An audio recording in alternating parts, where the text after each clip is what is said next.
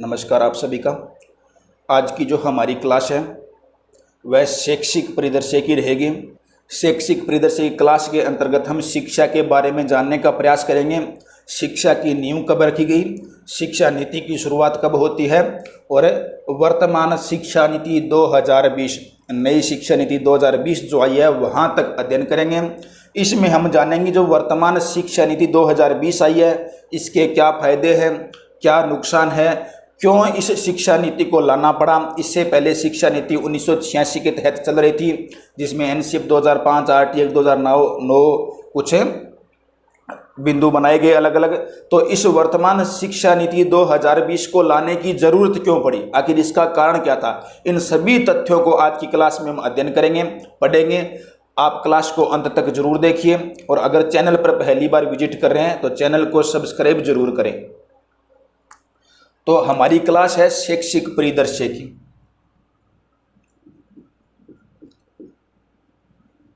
शैक्षिक परिदृश्य और शैक्षिक परिदृश्य में भी हम नई शिक्षा नीति 2020 का विशेषतः अध्ययन करेंगे। शिक्षा नीति 2020 जो कि इसी स्तर से लागू होने वाली, हालांकि अभी तक लागू हुई नहीं। राज्य को संपूर्णतः अपना अधिकार होता है क्योंकि शिक्षा समवर्ती सूची का विषय है। समवर्ती सूची में राज्य प्लस केंद्र दोनों का हिस्सा होता है। केंद्र उसके बारे में कुछ शिक्षा नीति तय करता है कि अब के बाद शिक्षा में ये होना चाहिए, ये होना चाहिए। हालांकि डिपेंड राज्य पर करता है कि राज्य उसको लागू करे या ना करे। तो जो नई शिक्षा नीति 2020 है इसको हमने भी अपनाया है, राजस्थान में भी, और इसके क्या फायदे क्या नुकसान है, कब से ये लागू होगी, आज इन सभी टॉपिक्स पर चर्चा करेंगे। तो इस शिक्षा नीति को लाने से पहले उद्देश्य देखिए। आज़ादी से पहले या आज़ादी के कुछ टाइम बाद शिक्षा जो है राज्य सूची का विषय था। किसका था? राज्य सूची का विषय था। अब इस राज्य सूची के विषय में दिक्कत कहाँ आई, राज्य सूची के विषय में दिक्कत क्यों आई, इस राज्य सूची के विषय को बदलना क्यों पड़ा, बाद में शिक्षा नीति को नया लागू क्यों करना पड़ा। तो होता क्या है, पहले जो शिक्षा थी वह धार्मिक शिक्षा थी। उससे पहले हमारे शिक्षा कोई प्रचार प्रसार था ही नहीं। अगर संपूर्णतः जोड़ बिठाकर एक बात देखें तो हमारी जो शिक्षा है वर्तमान में, जिस शिक्षा का हम अध्ययन कर रहे हैं, जिस शिक्षा से हम देश का विकास कर रहे हैं, जिससे हमारी अर्थव्यवस्था को सुधारा जा रहा है, इस शिक्षा का जो श्रेय है, शिक्षा का श्रेय अंग्रेजों को जाता है।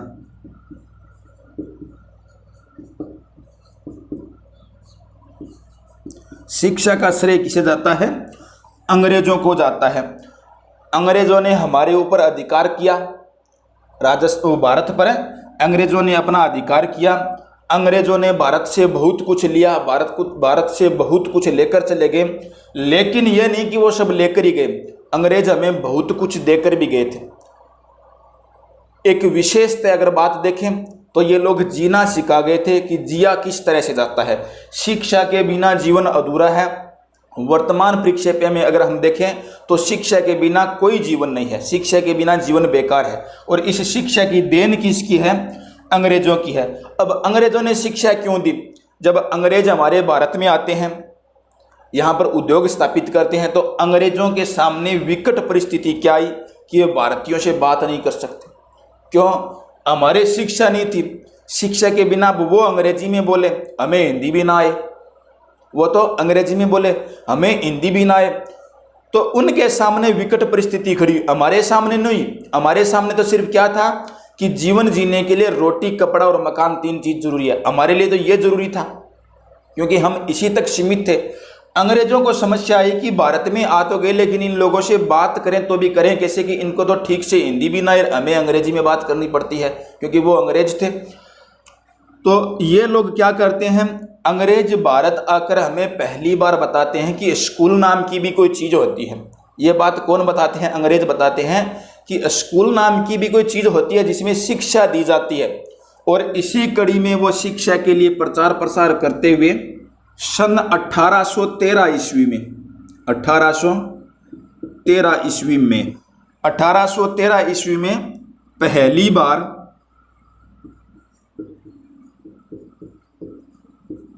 शिक्षा के लिए बजट आवंटित होता है।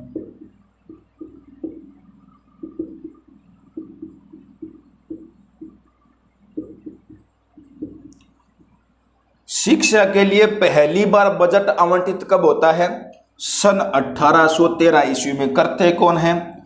अंग्रेज करते हैं, क्योंकि इन्हें पता था शिक्षा जरूरी कितनी है, शिक्षा के बिना कोई कुछ नहीं कर सकता। ध्यान रखना ये सारी की सारी बातें।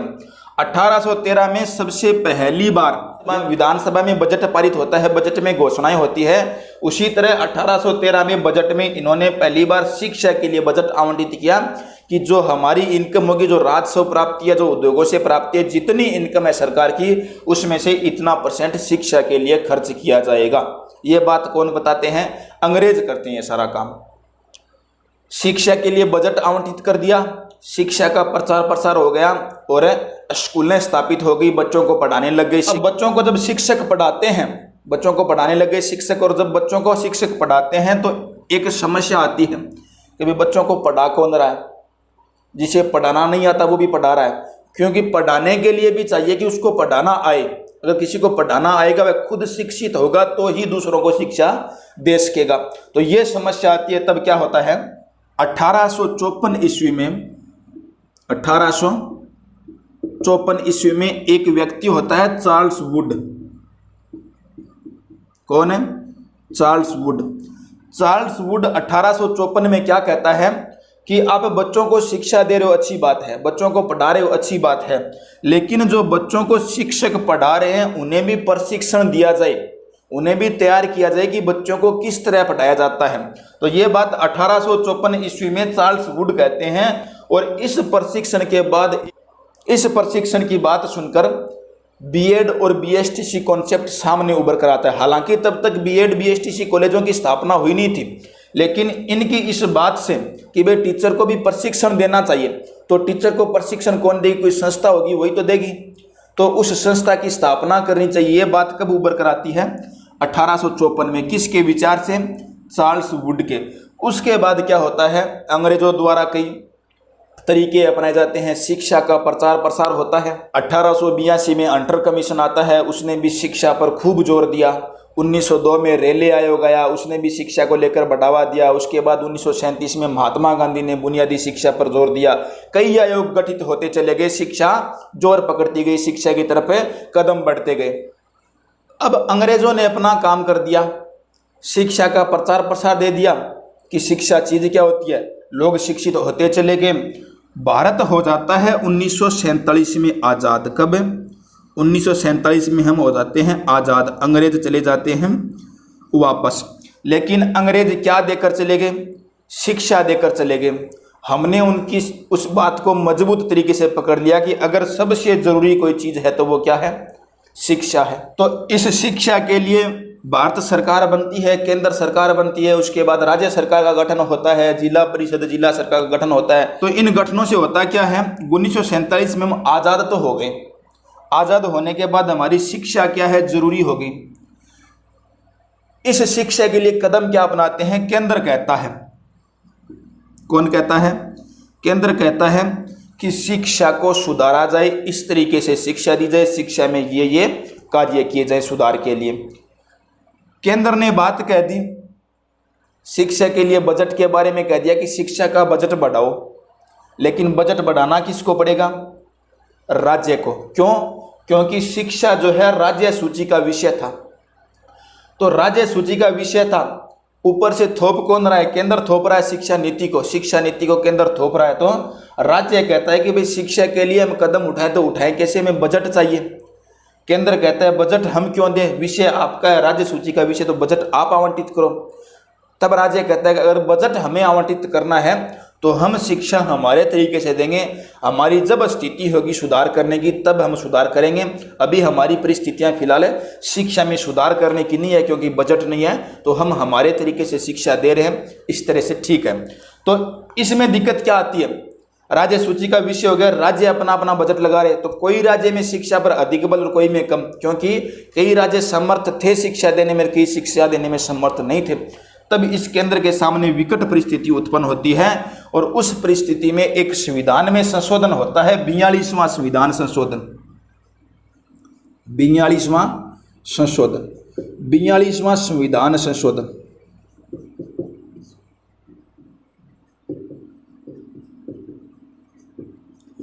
अब 42वां संविधान संशोधन होता कब है? 1976 ईस्वी में। कब है? 1976 ईस्वी में। 1976 ईस्वी में 42वां संविधान संशोधन करती है केंद्र सरकार। और इस संशोधन में क्या किया गया, जो ये शिक्षा राज्य सूची का विषय था, इसे राज्य से हटाकर समवर्ती सूची का विषय बनाया जाता है। किसका? समवर्ती सूची का। समवर्ती सूची में क्या हो गया, राज्य प्लस केंद्र दोनों सहयोग करें, दोनों मिलकर कार्य करेगी, तो प्रत्येक राज्य में शिक्षा एक समान होगी, प्रत्येक राज्य में शिक्षा एक समान होगी। तो 42वें संविधान संशोधन के बाद 1976 ईस्वी में शिक्षा को समवर्ती सूची का विषय बनाया गया। अब जब ये 42वां संविधान संशोधन हो गया, समवर्ती सूची का विषय हो गया, तब होता क्या है, पहले शिक्षा कार्य था MOE का, ministry of education, ministry of education का, शिक्षा मंत्रालय का। शिक्षा मंत्रालय अपने आप में एक स्वतंत्र संस्था थी, ये शिक्षा का कार्य करती। इस संविधान संशोधन के बाद 1985 ईस्वी में जो ये MOE, मिनिस्ट्री ऑफ एजुकेशन, शिक्षा मंत्रालय था, इसको कन्वर्ट किया जाता है MHRD में। किसमें? MHRD। MHRD का मतलब हो गया ministry of woman research development, ministry of woman research development. तो मिनिस्ट्री ऑफ एजुकेशन को MHRD, ministry of woman research development में कन्वर्ट कर दिया गया 1985 में। बाद में 2020 में इसे वापस MOE, मिनिस्ट्री ऑफ एजुकेशन, शिक्षा मंत्रालय में स्वतंत्र कर दिया गया है। इसको MHRD को हटा दिया गया 2020 की शिक्षा नीति में। अब शिक्षा के बारे में नीतियां बननी शुरू हो गई। शिक्षा के बारे में समवर्ती सूची का विषय बनता है, सूची विषय बनती है, नीतियां बननी शुरू होती है। अब समवर्ती सूची के विषय से पहले एक नीति बनती है 1968 में। 1968 में हम सर्वप्रथम पहली शिक्षा नीति को पढ़ते हैं 1986 में, लेकिन पहली शिक्षा बनती है सर्वप्रथम 1968 में। NEP, नेशनल एजुकेशन पॉलिसी के नाम से पहली शिक्षा नीति कब बनाएगी? सर्वप्रथम आज़ादी के बाद 1968 ईस्वी में NEP, नेशनल एजुकेशन पॉलिसी के नाम से। और इसका जिक्र 1986 से पहले क्यों नहीं होता? क्योंकि ये जो शिक्षा नीति है, ये नीति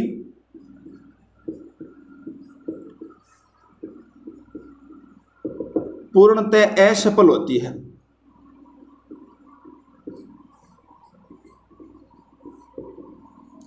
ये नीति पूर्णतः असफल हुई थी।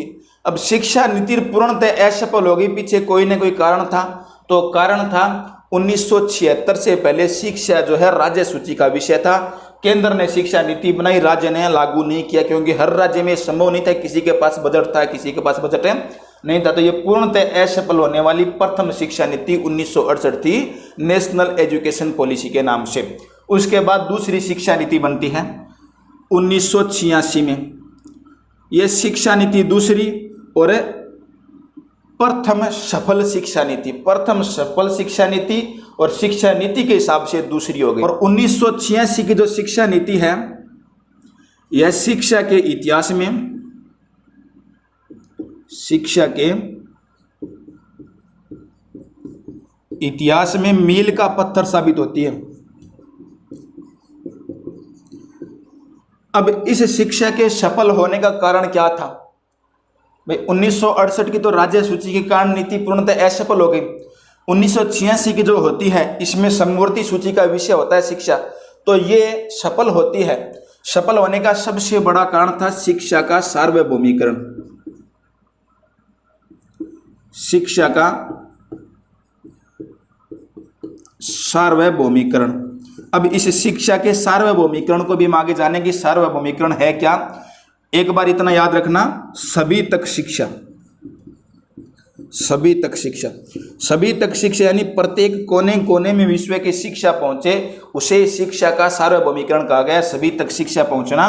तो एक तो इसका उद्देश्य था शिक्षा का सार्वभौमिकरण, दूसरा था कंप्यूटर शिक्षा का, कंप्यूटर पद्धति पर भी जोर दिया गया और 1986 शिक्षा नीति सफल शिक्षा नीति बनती है। तो शिक्षा के सार्वभौमिकरण पर जोर दिया गया, कंप्यूटर शिक्षा को बढ़ावा दिया गया और 1986 में एक बात कही गई जो 1854 में चार्ल्स वुड ने कही थी कि शिक्षकों को ट्रेनिंग दी जाए, शिक्षकों को प्रशिक्षण दिया जाए। ये बात कब कही जाती है, 1986 की शिक्षा नीति में। और इस शिक्षकों की प्रशिक्षण वाली बात से ही भरपूर संख्या में बीएड बीएसटीसी कॉलेज खुलते हैं। तो बीएड बीएसटीसी कॉन्सेप्ट तो 1854 में बन गया, लेकिन शिक्षकों को प्रशिक्षण देने की नीति 1986 में कही गई। उसके बाद धड़ल्ले से बीएसटीसी व बीएड कॉलेजें खुलती है, शिक्षकों को प्रशिक्षण दिया जाता है। राज्य स्तर पर, जिला स्तर पर, ब्लॉक स्तर पर सरकारी बीएड बीएसटीसी कॉलेजें खुल गई और सरकारी खुलते तो प्राइवेट खुलनी थी। उनके बाद धीरे धीरे निजी संस्थान भी मान्यता प्राप्त बनने लगे और एक बहुत बड़ी संख्या बीएड व बीएसटीसी कॉलेजों की राजस्थान में हो गई। 1986 से पहले बीएड बीएसटीसी कॉलेज नहीं थी। उससे पहले क्या था, आप जहां तक पढ़े हो आपके दस्तावेज जो है जिला रोजगार कार्यालय में जमा करवा दो। जब भी कोई वैकेंसी होगी या जिस वैकेंसी के लिए आप पात्र होंगे उसके हिसाब से ज्वाइनिंग लेटर आपके घर पर भेज दिया जाता और आप सरकारी नौकरी लग जाते। 1986 के बाद बीएसटीसी बीएड कॉलेज बने, उससे पहले नहीं थे। अब रही बात सार्वभौमिकरण की, इस सार्वभौमिकरण के लिए बजट कहाँ से आता, तो बजट यूनेस्को से। यूनेस्को विश्व की संस्था है, इसने कहा था कि आप शिक्षा का सार्वभौमिकरण करो, प्रत्येक कोने कोने तक शिक्षा पहुंचाओ और हम आपको बजट देंगे, उसके लिए सारा पैसा हम देंगे। तो 1986 में सार्वभौमिकरण की नीति अपनाई गई। एक रिपोर्ट प्रकाशित होती है 2017 में, याद रखना 2017 में यूनेस्को कहता है कि मेरे आंकड़ों के अनुसार वर्ष 2017 तक विश्व के सभी कोनों में शिक्षा पहुंच गई है, शिक्षा का सार्वभौमिकरण हो गया है। अब मेरी तरफ से शिक्षा के सार्वभौमिकरण के लिए एक भी रुपया नहीं दिया जाएगा, ये बात कहता है यूनेस्को। यूनेस्को कहता है कि भाई मेरे आंकड़ों के अनुसार 2017 में शिक्षा कोने कोने तक पहुंच गई, सार्वभौमिकरण करना मेरा उद्देश्य था, सार्वभौमिकरण हो गया। अब 2017 के बाद यूनेस्को ने शिक्षा के सार्वभौमिकरण के लिए पैसा देना बंद कर दिया। इसने कहा अब कोई नई नीति अपनाओ और उसी के कारण सन 2020 में भारत सरकार द्वारा नई शिक्षा नीति 2020 लागू की जाती है और इस 2020 की शिक्षा नीति में 2020 की शिक्षा नीति में शिक्षा के सार्वभौमिकरण पर 1% बल नहीं दिया गया। अब दिया गया है शिक्षा की गुणवत्ता पर कि भाई शिक्षा तो सब तक पहुंच गई, जो अनपढ़ थे उनके लिए खुले विद्यालय भी स्थापित कर दिए गए, खुली परीक्षा का संचालन हो गया, तो सार्वभौमिकरण हो गया। 2020 में कहा गया कि अब शिक्षा में गुणवत्ता चाहिए, क्वालिटी चाहिए, शिक्षा के लिए क्वालिटी होनी चाहिए, आप जो शिक्षा दे रहे हो उसमें गुणवत्ता कितनी है। तब 2020 की शिक्षा नीति लानी पड़ी। इसके बारे में हम अध्ययन करेंगे। प्रत्येक शिक्षा नीति में एनसीएफ बनता है, एनसीईआरटी होती है, एनसीएफ पाठ्यक्रम लागू करता है, एनसीईआरटी उस पाठ्यक्रम को छापती है, ये सब उसकी नीतियां होती है। तो 2020 की शिक्षा नीति में भी हम पढ़ेंगे। विशेषतः याद रखना इस नीति को लागू करने का उद्देश्य था, उससे पहले 1986 के बाद शिक्षा नीति ये आती है, उससे पहले दो इसमें काम होते हैं। एक तो होता है एनसीएफ 2005, वो क्यों हुआ उसके बारे में पढ़ेंगे, और उसके बाद इसका दूसरा पार्ट होता है आरटी एक्ट 2009।